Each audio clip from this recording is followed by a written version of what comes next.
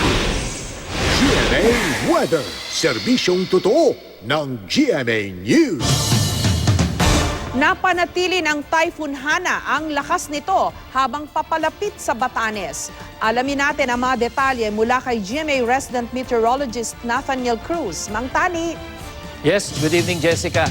Nasa ilalim pa rin ng Public Storm Warning Signal number 1 ng Pag-asa ang ilang lugar dyan sa may extreme northern Luzon dahil nga sa paglapit ng bagyo. Signal number 1 ngayon dyan sa probinsya ng Batanes, kasama ang mga isla ng Itbayat, Calayan at Babuyan.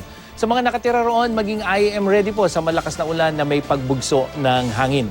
Dito nga sa wind intensity map ng The Weather Company, makikita natin posibleng umabot na hanggang 100 kilometers. Ito yung kulay red o kulay yellow at brown.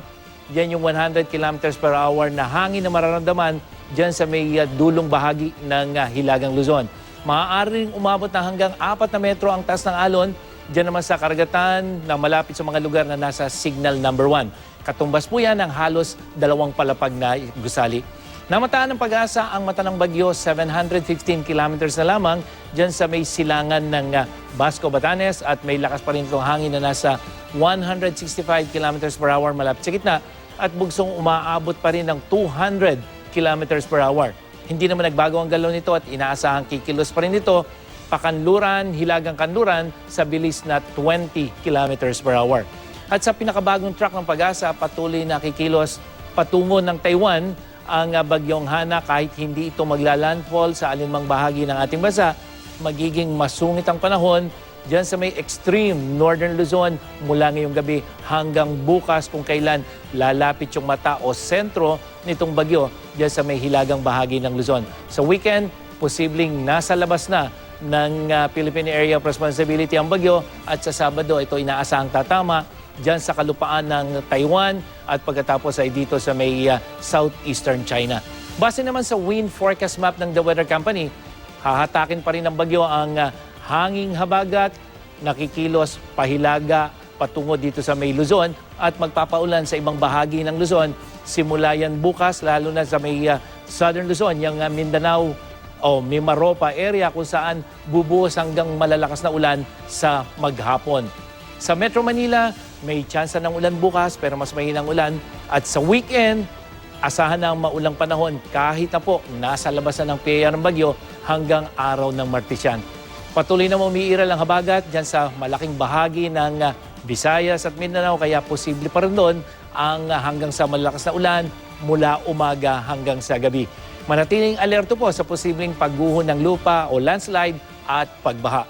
Dahil din sa paglakas ng hanging habagat, mataas ang mga alon dyan sa may northern at eastern seaboards ng Luzon. Masungit din ang mga karagatan dyan sa seaboard ng Masbate, dyan sa Palawan at sa lahat ng seaboard ng Visayas at Mindanao. Babala ng Pag-asa, delikado pa rin maglayag ang mga maliliit na sasakyang pandagat.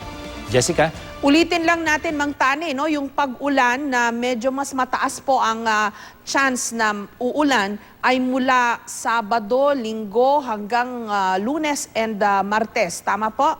Tama yun, Jessica. Kaya nga yung mga tao kasi bukas, mas mababa yung chance ng ulan, Biyernes, na kung saan papalapit yung bagyo. Pero habang yung bagyo ay papalabas ng PAR, Sabado yan, Linggo, nakalabas na, hindi po yung bagyo ang magpapaulan dito sa atin sa Metro Manila, Jessica, at ilang bahagi ng Luzon, kung hindi yung hanging habagat na hatakin ito. Kaya yung mga bukas, mga kapuso, huwag kayong magtaka kung bahagyang magiging maaliwalas yung panahon. Pero Sabado, Linggo hanggang Lunes, mataas ang tsansa ng ulan, Jessica. Mang Tani, parang humina po yung wind strength nitong si Hana. Ano ho, kagabi nung nag-uusap tayo dito, parang nasa 210 yata yung wind strength na estimate niya. Ngayon, sabi niyo, 100 na lang, tama po ba? O hanggang 200 yung pinakamalakas pa rin? Yes, Jessica. Kasi dito sa pinupuntahan nitong bagyong to, pero kitang-kita pa rin natin yung mata, merong isang weather system na nasa may upper atmosphere na bahagyang pumipigil sa kanyang paglakas. Pero habang ito'y kumikilos sa papuntang Taiwan, mawawala yung weather system na ito. Kaya bukas, Jessica, inaasahan na bahagyang lalakas pa rin ito, no? Posibleng umabot uli ito ng 185 o 210, 220 yung kanyang gustiness. Kaya sa ngayon, habang kumikilos to palapit sa Taiwan at palapit din dito sa atin, inaasahan na muling lalakas to. Pero hindi naaabot ito sa super typhoon intensity. But nonetheless, malakas pa ring hangin ang daladalin nito at mararamdaman diyan sa may extreme northern Luzon, Jessica. Bagamat yung mga kababayan po natin dyan, lalo na sa Batanes, sanay na ho sila sa malalakas na bagyo, no? Base nga doon sa mga kwento nung araw pa, kahit daw yung mga baka na nakapastol lang doon, minsan inililipad daw yun ng pagkalalakas na mga hangin. Baka may specific po kayong payo sa kanila, Mang Tani, lalo na yung mga taga Batanes, Calayan, Babuyan Island. Totoo yan, Jessica. Kahit na sanay yung mga tao ron, pero yung lakas ng hangin nito, pasalamat nga at hindi tatama yung gitna nito sa dyan sa may extreme northern Luzon. Pero ito nakikita natin, yung hangin na yan, malakas pa rin yan, lalo't open sea yan. Kaya dapat po ay manatiling alerto at I am ready yung ating mga kapuso dyan. Sa katunayan, Jessica, yung may dumang isang malakas na bagyo dyan na sinira talaga yung Doppler radar na naka-install dyan sa may Basco, pero nagawa na yan. So doon lamang po makikita natin kung gaano kalakas yung hangin na nararamdaman diyan sa mga isla na yan pag may dumaraang bagyo. At itong bagyong ating binabantayan, Jessica, hindi po basta-basta malakas yan. Kaya dapat, Jessica, hindi lang siguro itong mga taga-extreme northern Luzon ang maging maingat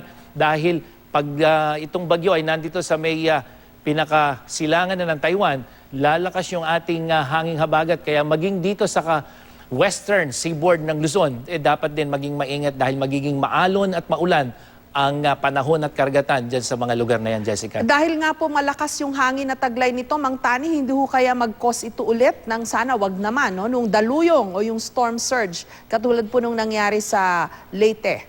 Oy, buti nabanggit mo yan, Jessica. Dahil yung signal number 1 dito sa may Batanes sa ngayon, ay hindi yan nagiging dahilan para magkaroon ng storm surge. Pero habang lumalapit yan at mataas ang posibilidad na itaas pa yung signal dyan sa may bahagi na yan, extreme northern Luzon. Kaya pag itinaas yan, doon natataas yung posibilidad na magkaroon ng storm surge. Kaya yun ang mga dapat pag-ingatan, malakas na hangin, malakas na ulan at daluyong o yung storm surge. At ito nga, makikita natin yung wave height. Ito yung kulay pula na yan, medyo critical na yan, Jessica. Kaya tatama yan at magpapalakas dyan sa may extreme northern Luzon.